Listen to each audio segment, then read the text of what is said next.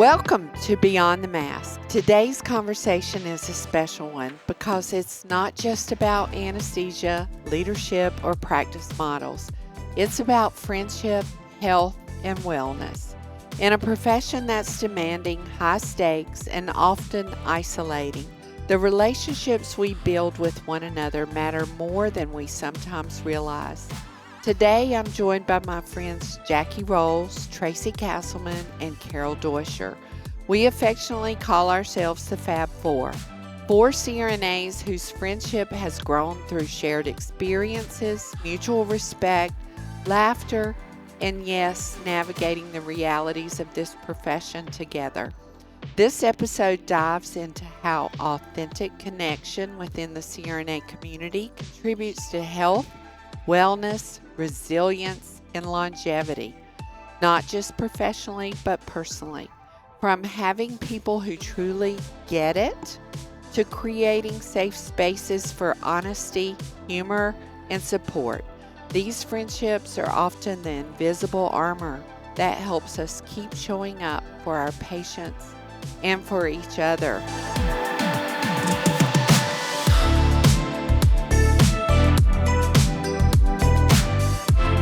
CRNA Financial Planning is a sponsor of Beyond the Mask podcast. Investment advice offered through Private Advisor Group. Nothing in this podcast should be construed as investment advice. Plus, did you know listening to our podcast can earn you Class B credits? For details on how to submit, visit the CE credit section at beyondthemaskpodcast.com. Welcome to Beyond the Mask, innovation and opportunities for CRNAs and advanced practice nurses, with certified financial planner Jeremy Stanley and CRNA Sharon Pierce. Jeremy Stanley has worked with CRNAs for more than 23 years, and Sharon Pierce is a former president of the AAN-A and the NCANA. Join us as we leave the operating room and learn the latest in the CRNA and advanced practice nurse industries. Beyond the Mask starts in 10, 9, 8, 7. So welcome, ladies, to the show again. I'm going to give you a little background how I came up with this. We have a podcast for educators by educators, and they recently had an episode where they talked about health and wellness of educators. And as I was listening to it, I thought about my own health and wellness and how these ladies have definitely contributed to 30 years of friendship, but to 30 years of my health and wellness. So welcome, ladies, and we're going to open up the microphone.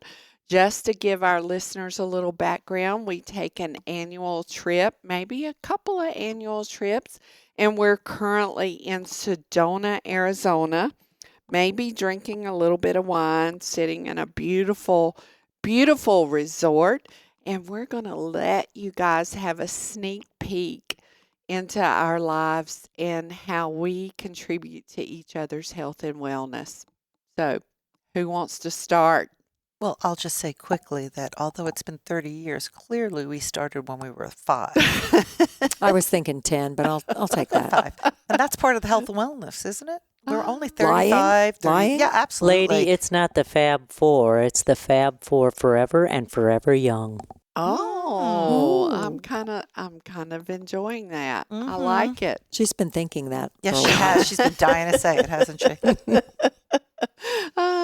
So, Jackie, why don't you contribute to this conversation and how you think that the rest of us have contributed to your health and wellness, or maybe not? After you just told me there was pizza in a box. Yes. Whenever Pizza? I said, "What's in here?" Right. Pizza. Yeah. I'm not sure that contributed to my health and wellness with your reaction, but that's okay.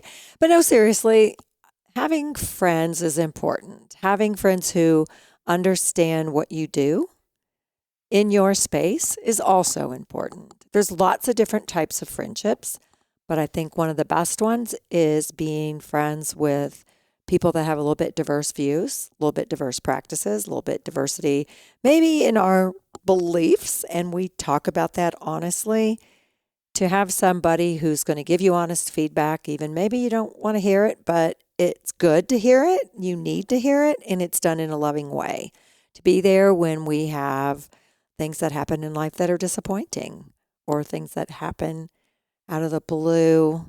I don't want to speak for Sharon, but my daddy's house burned down last night, and I was here surrounded by these lovely ladies. And the minute she got the phone call and we're all sitting on this nice couch and her face and her hand over her mouth, we were immediately like, okay, what happened? Yeah. What happened? And just being together, I hope, helped you It did. last night. And having people that over the years know your family, saying that we've had each other's children, those of us that have them, on trips together. Carole's been like a second mom to my daughters because we would room together earlier. You guys would room together with kids. And we just, growing together is important through life. And then having those people that, are there for you no matter what. You can be as honest as you want, as ugly as you want, cry ugly if you want, celebrate achievements, celebrate everything that we have in different stages of life. So most recently, you all coming in for Kelsey's wedding shower, and the wedding, means the world to us, and even to Kevin too, and to Kelsey, and seeing Jamie, having you there as three women that are important to them in their life, and that they see also as great role models. I can't say enough thanks for that. I think also it's seeing each other for who we are. There's that John Legend song of all your curves and all your edges. And, more curves now than there used to be. Than when we first there's met. layers of curves. We recognize each other's curves and edges, and it doesn't matter. We recognize them, we see them, we know they're there, but we love each other in spite of those, or because of those curves and edges. That forges an even tighter bond, an even safer space, because we know that we are truly authentic, and that our peers, our friends, my women who I'm looking at right now, my faults that I think are horrendous, perhaps at times you look at me and say, yeah, but there's just part of you in there why I love you. Or will call me out and say, you might need to soften this, or this might not be so good. To me, those are the best friendships, because you're safe. You can be ugly if you need to be, and they'll tell you. These ladies will tell me if I am. Like when you need to go take a shower and wash your hair. Just exactly. But it's never done in malice. It's always done with love and acceptance and Humor. Yeah, and humor. Oh, yeah, we got that. But knowing even when you can't help yourself but be ugly, and you have women who will say, we'll let you be ugly for a few minutes and we'll still love you, is powerful. And it's safe. For somebody who didn't have that growing up, to me, it creates fertile soil for me to grow more. I don't know if that makes sense, because I don't have to pretend and I don't have to shape shift. I can just be me authentically. It's powerful. But you have girls and one son, and you have girls. My sons have learned by watching this friendship how important it is for women to bond. And, I have one who's married and one who's getting married. And they embrace and celebrate the women in their lives having connection. It doesn't threaten them. They're comfortable with that because they see how important it is. So Carole, and for those of you who do not know, Carole is godmother to my Madison, my granddaughter. Yes. Which, I'm sure a lot of people don't necessarily have one of their friends who's godmother to their grandchild. Yeah. So that's super One special. of my best roles in life, I must say. When I think about us as friendship, the Fab Four friendship, really two things come to mind, and that's fun. Two? Not three? Well, it's usually three. I know I'm missing. Three. Well, friendship equals. We're going to get three out of this yet. Friendship equals fun and fellowship, right? And when we look at our lives, and it's those of you who study the Blue Zones or Dan Buettner, you know that one of the most important things to health and wellness for you is friendship, fellowship, and adding fun to that. And it's really interesting because anywhere we go, we must attract some fun because people will say, where are you ladies all from? It looks like you're having so much fun. And then we say, and they want to know how we met. And of course, we tell them. And then we tell, well, where are you from? And they expect us to all be from the same geographical region. And then they find out that, no, well, how did that happen? And we all look at each other and we say, well, should we tell them a story? And of course, there's a lot to the story. And it's all fun. Early on, I picked myself some good women as friends. I'm plucking out the good ones, and 2 of them have been past presidents of our organization. And Tracy has been the director and really the brainchild for the student mentorship program. So I'm the trouble child. I'm the one who really didn't rise to the occasion. But I at least know how to pick them. I do know how to pick them. And so, boy, did you just rewrite that entire story. well, they're biased, so they're gonna tell you things, that are pretty. Are you calling us liars, yeah. Carole? Well, I wouldn't say liars, but they do elevate me to a status I probably don't. Oh, listen, what did I tell you today whenever we were hiking up that mountain? I said I would kiss that Blarney Stone 100 times. I would lick it, anything that was required, just so that I could be as eloquent in my speech as Carole. Yes. I just want to have the patience and the tenacity that she has to read every single word in any pamphlet or flyer that comes out and parse it and check it. Yeah, well, we all have our assets, and as you all well know, our assets can be our liabilities as well. Oh, yeah, we had that discussion. Yes, we've today. had that discussion too. So we do a lot of philosophical life lessons amongst us, certainly. And I'm trying to get the whole group to go to Mass tomorrow, and I'm not sure anyone else needs it, but we always need it. I always need it. We always need a little bit of, See, that I'm fellowship. Southern Baptist. What does that Mass stuff mean? We're the only ones who go to Mass, Carole. The rest of them go to church. It's part of that whole fellowship service. equation. At least that's how I cloak it, pun intended. Mm-hmm. They've certainly heard our story, and they know how we celebrate each other, and we hold each other up, and we're kind of 4 opposite pillars who come together, north, south, east, west.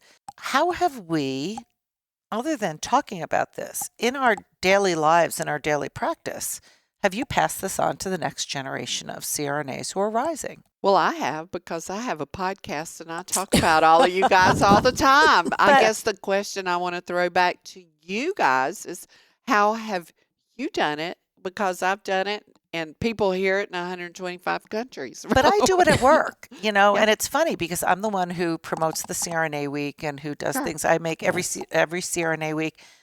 My department doesn't do it. I put together gifts and I order things and I make little bags and that's the Italian, and I write a little note. But I also think it's part of what we do here. It's the connection and the sharing. I have to work with a phenomenal group of nurse anesthetists at Monmouth Medical Center in New Jersey who really, really take really good care of each other. But especially the women, we really, when somebody texts in the group, I need help. Everybody, what can I do? How can I rise? They bring casseroles and clean your house. Scrub your toilet. Bring your casserole. That was a poem I had read about girlfriends. But, I've kind of tried to set that tone as the elder stateswoman in my department now. When Jackie Van Gelderen retires, I'm the oldest member in my department. Anesthesia grandma, that's what they call me. That's what I call myself. I say I'm the grandmother of the department. But I try and pass this legacy down to the next generation. How do you take care of each other? How do you make sure that when it's rough, that somebody somebody taps you on the shoulder and says, "Are you okay?" So to me, what we talk about is one thing. It's what do we do every day in our profession? Because I believe this connection is what saves us. Yeah, and I think we look at, and all of us recognize, up and coming leaders. Yes.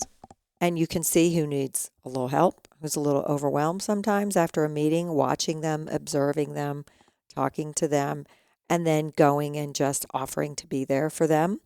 Also, for me, in our pain fellowship at Texas Christian University, we're fortunate enough that we have a small number, around 15 every year.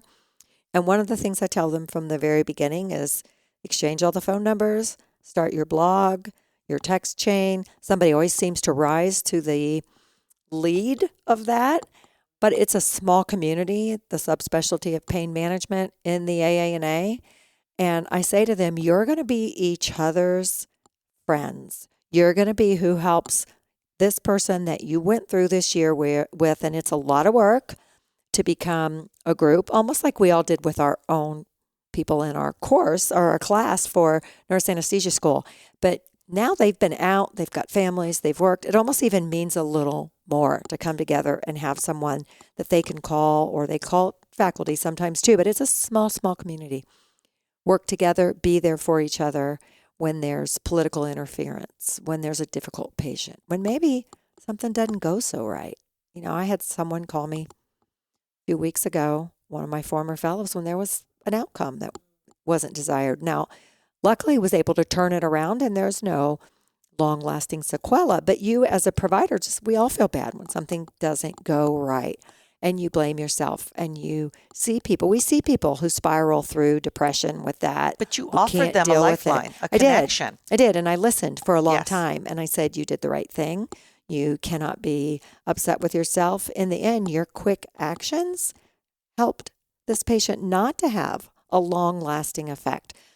We have to be there to lift each other up. And I say all the time to even friends of mine, it's okay to be angry. It's okay to be sad. It's okay to be a bit depressed. Betty Horton died. I'm going to tell you I was depressed. We know. You just can't stay there.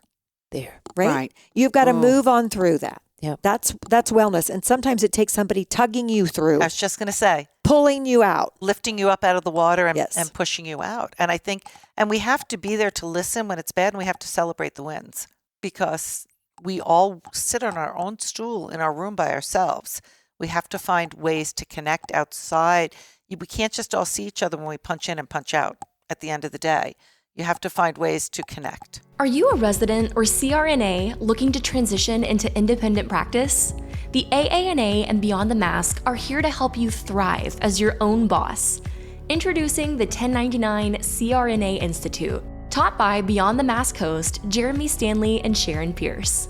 This comprehensive educational series provides detailed guidance on business structure, legal and tax implications, and financial management tailored specifically for 1099 CRNAs. Enroll now and earn valuable continuing education credits as you chart a new course in your rewarding career. Visit aana.com/1099 to learn more and take the first step toward your new future. Remember, that's aana.com/1099 or click the link in the description of today's show. The 1099 CRNA Institute. Thrive as your own boss. Well, I think you bring up a good point, Tracy, and I think that's the point of us having this conversation, is that you've got to find the ways to connect, not just at work, because we don't see each other at work. That's so true. You know, and how the four of us connected was professionally in the meetings, and even today while we were out hiking, we can't quite remember all the nuances of how the four of us connected. I remember exactly. That's old age. Yeah, but no, I don't think we've Don't ever. admit that, Tracy. I mean, I remember exactly when I met Carole. I remember exactly when I met Jackie. I remember exactly when I met you after you had done all those tequila shots with your brother. That was the day 2 days before. before. I was only drinking Diet Coke that day. We connected outside of a work. Well, Of we an didn't OR. work together. Of an Of an OR. OR. Yeah. And I think that's the importance that we're trying to let listeners know, that you just can't sit on a stool. You just can't go home. You've got to have connection somewhere. Now, we were all just fortunate enough that we were in the same profession, and Happenstance put us in each other's pathway. Godwig. I would say I see it like this. I think what happens is when you do get outside of the OR and you create a level of professionalism beyond the OR by being involved in your state and national profession, good point. that's where you find fellowship. Professionalism will find you fellowship. And that is where you get your health and wellness from all the stress we put up with every day in the OR, and especially today with our staff shortage, our production pressure, all the things that we all go to work and see. And we can say, how do I get beyond that to create health and wellness for myself, for the team I work with, for the team that goes outside of the OR, that I work with, my profession as a whole. And so I'm really happy to say that as a result of going the extra mile outside of that OR, that's how we met. We decided that we were going to increase our level of professionalism and therefore open up our hearts and our heads and our minds to fellowship. Which do you think came first? I mean, I think about that. Was I successful in this profession via association involvement because I met you guys, or did I meet you guys because which came first? The chicken or the egg? I Good think- question. Well, everybody defines success differently. I look at some of the young girls who I work with now who there's connection because they're all having babies and they're supporting each other through being pregnant and working and managing childcare and the struggles of, especially the first-time moms, of, do I want to go back to work? I work so hard for this profession, but now I have this baby. And they have a connection that it's not at national level or at a state level, but within the practice in their lives, and they're sharing their experiences. And I think it's unique for what we do. It's not, trying to breastfeed while you're working in the OR, trying to manage a sick child while, that stool will be empty if you don't come in. So I think there's that kind of connection where it's a shared supporting and experience and understanding. Well, it's especially important today because of the issues we all deal with that I just addressed, that, it's different. Having practiced 40 plus years, production pressure was an unheard of thing early on, and now it's commonplace. The shortage is an unprecedented staffing crisis. Resource management means many different things today compared to what it did 40 years ago. And so I think that's really an important point, Tracy, is that we look for that right in our very workplace and make the best of it and try to create some fun, because work has a lot of stress, right? For many, many reasons. I think we succeed when we have others who are sharing the experience with us. When you're in it by yourself, the road is harder to pave. When you have others who are along with you, it gives you that space, that shared common knowledge, the sharing experience of, well, I did it this way and it worked better, or I tried that way and it wasn't as good, but it might, there's that give and take. And so I do think, although I look at the three of you, and I think no matter what you did, you were going to succeed. I think maybe your success was easier to manage or more enjoyable or more enjoyable for sure. Absolutely. Took a different path because you had others around you who safely let you bounce ideas or who helped steer, bumper you back into like a bowling ball going down, kept you out of the alleys and kept you going towards the goal. So I'm hearing from Carole saying things have changed in 40 years. You're right. Production pressure is different. So do you think that means that CRNAs of today should have better connections amongst themselves? I mean, we clearly have found value in that, right? Mm-hmm. Do you think they're more important now today, Carole, than ever? I do. And obviously, it's because of what we've seen mostly relative to our work environment every day. And everybody in healthcare will tell you that. It's the reason we're having a hard time, or a lot of professions in healthcare, physicians too, recruiting people into the industry, so to speak, or into the fold. It's because, they know the stress that we have every day. And they hear it. Because a lot of people who have practiced some of these professions for years, their children, my sister's a fine example, while both thought they would go into medicine or nursing, have not. I mean, they're on the periphery in those areas. But what do you guys think? What is your perspective on that?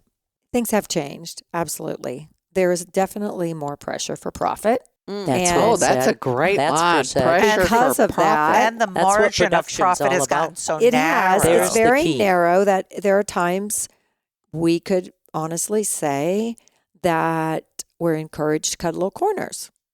Probably every single person out there because of that. And we don't want to do that. And sometimes you've got to kind of push back against that. And trying to do that solo's not going to work.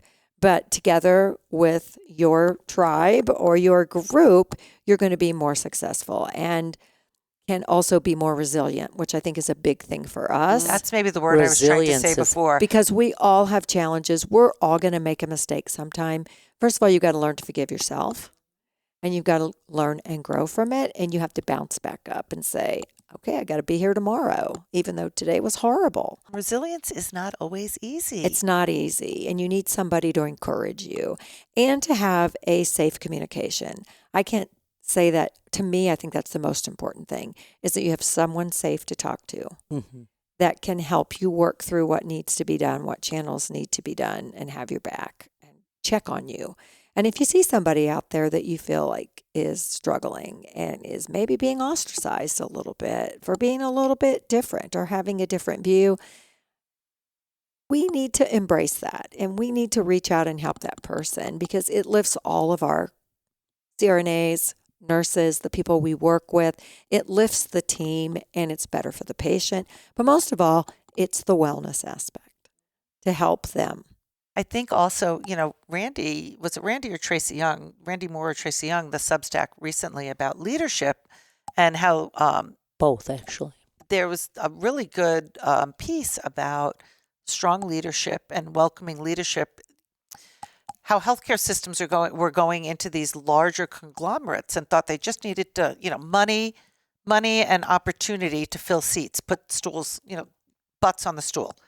And how the cracks are starting to form in that. It's culture, leadership, and really kind of kindness and resilience that's going to determine which groups continue to hold strong and succeed going forth in 26, 27, 28.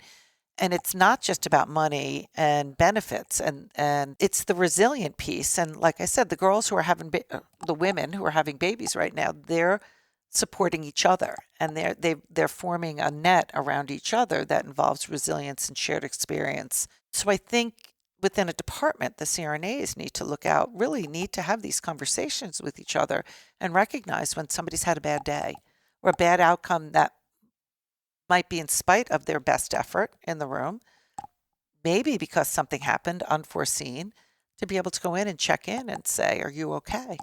I have your back. Well, for the students who are out there listening to this, and it's been a long time since the four of us were students, but forging those bonds while you are a student are so very important.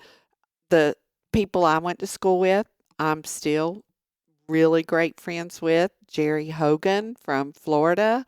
We went to school together, and he was the brother I never had, and he's still like my brother, and his wife. And they're friends with all four of us now because he was friends with me. But I think students need to take this to heart too. Well, I think it's different. When we all went to school, there was no World Wide Web. Right. There was no internet. There wasn't even cell phones. You opened a book, you talked to each other, you had study groups that were different, right? And so, Sean McCarthy, Brenda Tokestoff, James Dozart were my classmates at Albany Med I was class of 9, but they were my core. They were my core 4 back then. Well, they've been replaced. Oh, guys, you have never been replaced. You are still my people. And we still keep in touch. I graduated in the dark ages, and we still share experiences and Christmas cards. I've seen Brenda, I've seen James. I haven't seen Sean. I haven't seen you in a long time. But we helped each other. And I think the difference then was we all got through school together. I see a lot more competition between students. Residents, they're not students any longer, they're residents. And I think when you can get your information on your phone or at your fingertips, you don't appear to need each other as much. I think also when I was in school, our program was mainly housed at Albany Med. We rotated out to Cooperstown, which was a phenomenal rotation, but we shared our experiences together. What I see a lot of programs, it's multiple sites you only go to for 2 and 3 months. Oh, so, not even where I'm at. They go to for 5 weeks. Right. So there's less opportunity to connect and grow and develop, it's very much survival, individual survival. I don't know, we all touch different programs around the country. Is that the same? Is it just my area? And at TCU, we have several primary spots. So everybody's assigned a primary. And then maybe there's a few that somebody has to go get some specialty rotation. So they do have some time together, but it depends on, I know that we try not to assign one student anywhere for anything. Oh, really? Just Even one? for- There's more than one. Right. Even if they're going to go for a specialty rotation, we try never to have just one student so that there's somebody there and that you don't go in as the solo student. And think about it. That makes sense. Yeah. Yeah. Well, but they're different It's not always generations. possible, too. But one will be in neuro, one will be in OB. They might not ever cross paths, except they share a little locker. My group is phenomenal. I work with some really, really terrific CRNAs who are very welcoming of the residents, and we really try to make it a positive learning experience, not a, survive us in order to get to pass, but how can we help you pass? But I do wonder, I see that as different, and that just might be my own experience versus you all when you're in school. Hi, this is Jackie Rowles, President and founder of Our Hearts, Your Hands, a global support anesthesia community. We'd like to thank all of our prior donors and also say that we are accepting donations, welcome donations, to send a nurse anesthetist or even a nurse from a low-resource country to get further academic education or attend professional conferences or even equipment for some companies. Thank you so much for your support. Here's what I see as different, and this is credit to my three friends sitting here with us today. They're not telling the story about how they're all very high-level, lifelong learners, because in fact, they've all been students since they were students. They all went back to school to get a doctorate degree. Even some of us were certificate bachelors, so went back for a master's degree, and then a DNAP, an NP, MBA, DNP. So I sit here with my friends, and I feel like what has contributed to a lot of their health and wellness is their ability to be a lifelong student or learner. And I think that's so important in overall wellness. And I certainly say... And your stress. And your stress, yeah. Well, right. If you share it. But I want to touch back on something that Tracy brought up, when you can find everything on your phone. Oh, yes. And, I was out of hospital practice for 16 years, which is a whole podcast in and of itself. But when I went back into a hospital practice, and I was excited to learn new things, and I couldn't wait to get into the anesthesia lounge to ask about something I had read about. And I go in there, and nobody's talking to each other.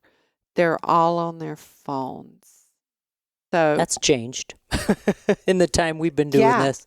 Yeah. So what do you guys think about health and wellness related to that? Yeah. Instead of sitting and talking to each other and, hey, I just had this happen in my room. What do you think? I mean, I walk in there and everybody's on their phones. I think social media is another whole million podcasts.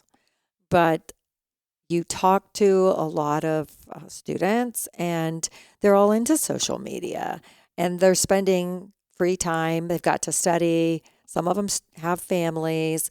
School's very expensive compared to when we went to school. The academic rigor, in my mind, is more difficult.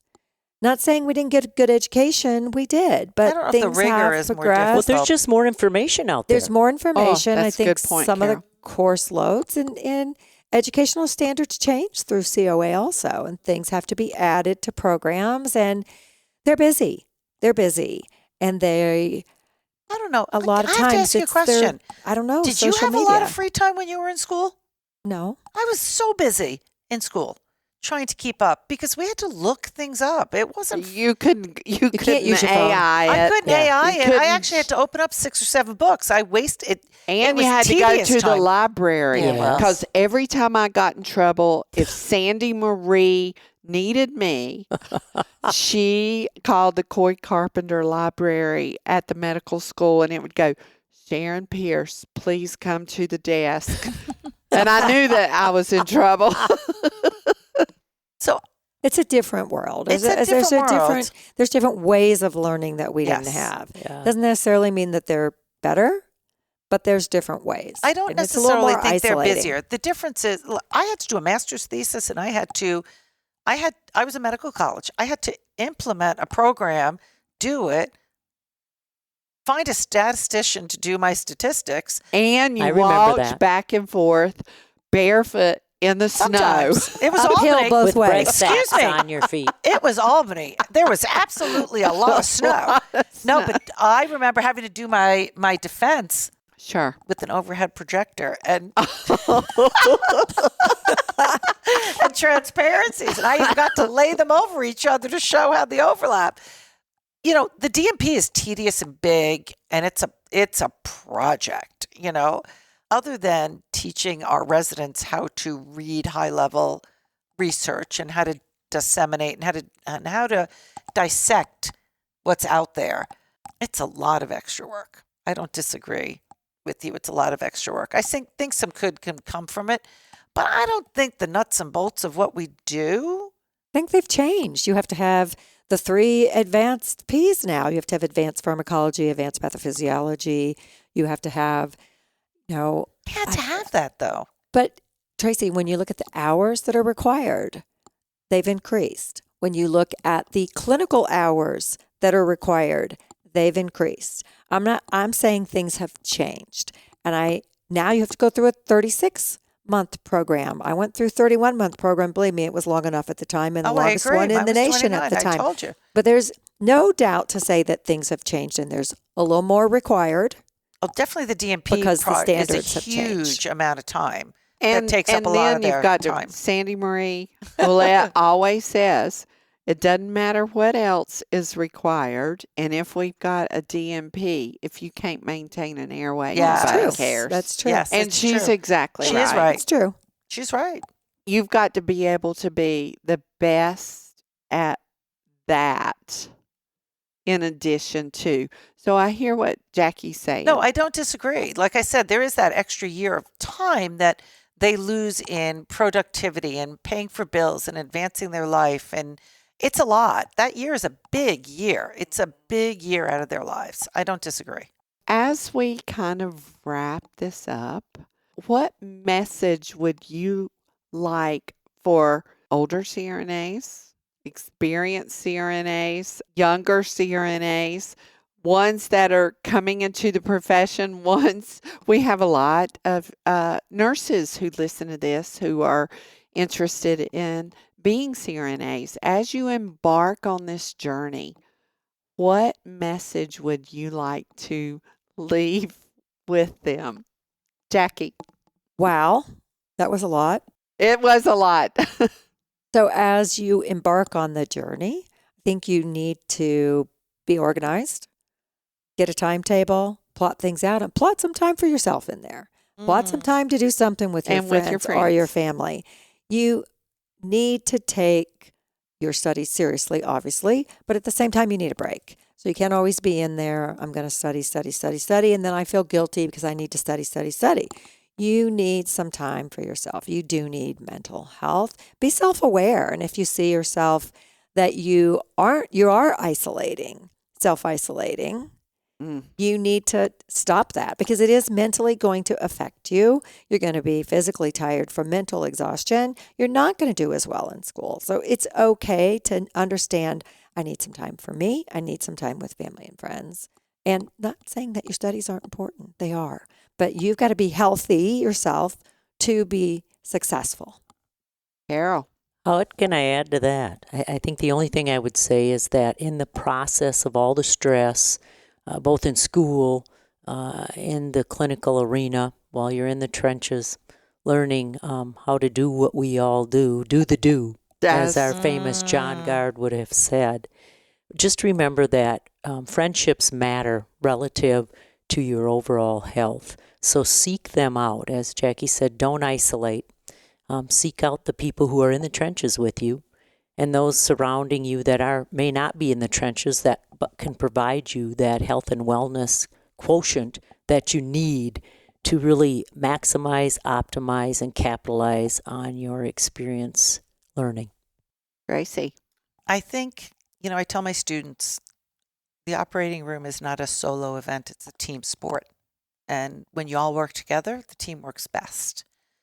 I think you need to look at, if you're a nurse, your fellow nurses on the floor, and that includes any professional on the floor who works with you, your nurse's aide, the dietitian who comes on, the physical therapist, and your fellow nurses. You work together, you all rise.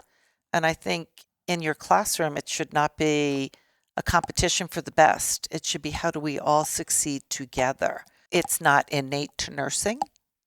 It's not innate in school, because we all want to be that alpha female or alpha male. But when we're separated in the OR, we each sit in a stool in our own room, having our own individual experiences every day. So it's easy to divide us if you let it. But if you embrace each other and support each other and find ways to be common with each other and to raise each other, we can't be divided. We can only build a greater and stronger association and profession and mental health pot that I think we really need to learn to step out and not compete with each other, but to support and raise each other. Good points. Good points, all. So I want to thank you, ladies, for joining me tonight as Did we have sit a here. Choice? I'm teasing. As we sit here, well, I'm just teasing. I'm in my pajamas as we sit here.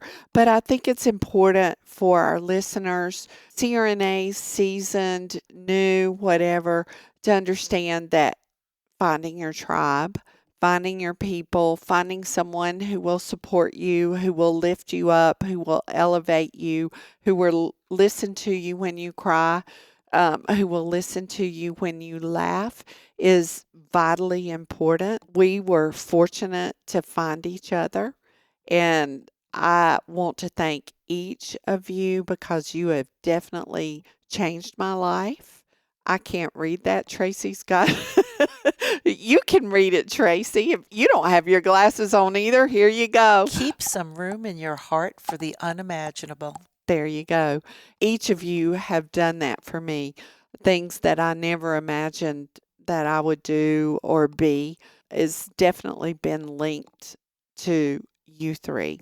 So to the listeners out there, I hope that you find your Fab Four. Or Fab 8 or Fab 10 or Fab 2. Or whatever it is. Terrific too. But we do have a very stressful profession, and I don't think that there's anyone who would disagree with it. We met airline pilots tonight out by the fire while we were having our drink of wine, and we had a lot of discussions tonight about stress in professions, and we have stressful professions, but you've got to have your people. So I want to thank each of you for that, for being that in my life.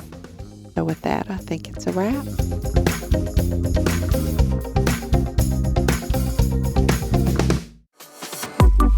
Thank you for tuning in to Beyond the Mask. If you enjoy the show and want to help us grow, the best way to support us is simple. Leave a review on your favorite podcast platform, share the show on social media, and tell your friends. Your word of mouth is what keeps us going strong. We're proud to consistently rank in the top 50 medical podcasts nationwide and to be #1 in the CRNA community. All thanks to listeners like you. Your support helps us stay there, and we couldn't do it without you. We'll see you on the next Beyond the Mask.